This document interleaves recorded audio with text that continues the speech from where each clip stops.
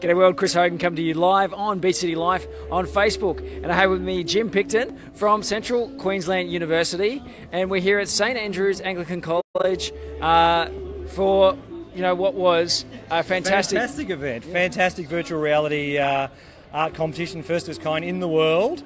And very exciting. I spent, as you suggested, I was a judge. I spent 2 hours with the virtual reality headset on the other day judging 45 entries from a range of students. So 2 hours, bleeding eyeballs, but it was worth it. Yeah, fantastic. Awesome. And did you have a play at creating some art yourself?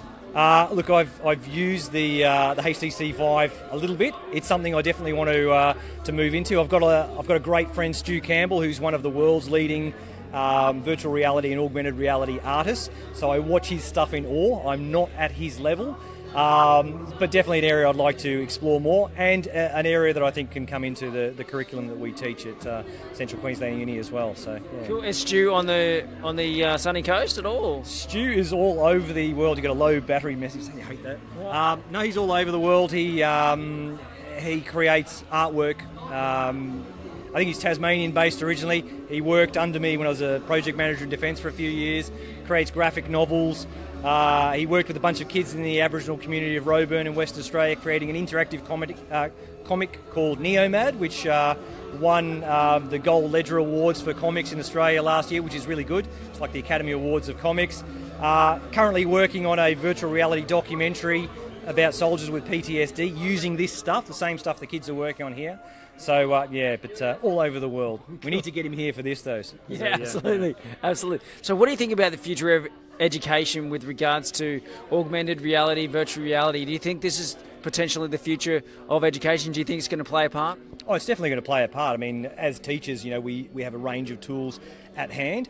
This, I think, is a particularly good tool. It can take us to places like the Mayor said, to the Pantheon, or take us to the surface of Mars, or into an art gallery in virtual space. I just think it's really, really amazing. It also offers opportunities. Augmented reality. We have Pokemon Go, where we run around chasing Pokemons.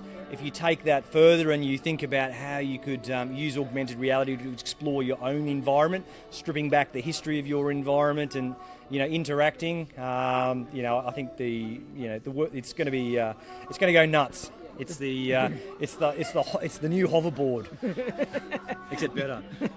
The possibilities are endless and mind-blowing at the same time. And I was talking to the principal, Chris, earlier, who didn't really understand it until he obviously saw it in action, and how easily it was to adopt once he understood what was going on. I think as a spectator, I always find it really. I was watching a lot of the parents before who haven't used the technology. The kids are used to it.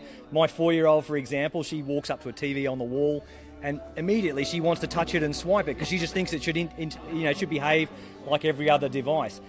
We have this sort of the opposite effect here with parents who are a bit more old school. They put the headset on, and as soon as they put the headset on, you can see them they're doing this Thunderbird thing where they're walking around in the environment. They don't want to bump into things, and so I guess it's a bit different when you're a little bit older. But I think kids are going to go nuts with this stuff in time. The future applications, medicine and history. Google are bringing on their YouTube VR channel, which they run. So in addition to YouTube, where you guys probably go to, there's also a VR channel.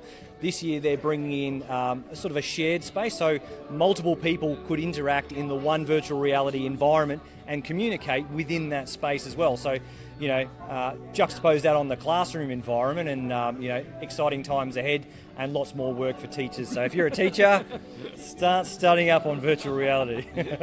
Good tip there, Jim. Well done, and thanks very much for your time. Like you said, running low on battery, so we'll probably see this as our last interview for the evening. Macca's battery's also low, so struggles with technology, it can only get better. Thanks very much again, and fist pump. Fist pump. Whoa. Shaka. Oh yeah. We're out. I'm jiggy. Yeah. Cheers. Awesome.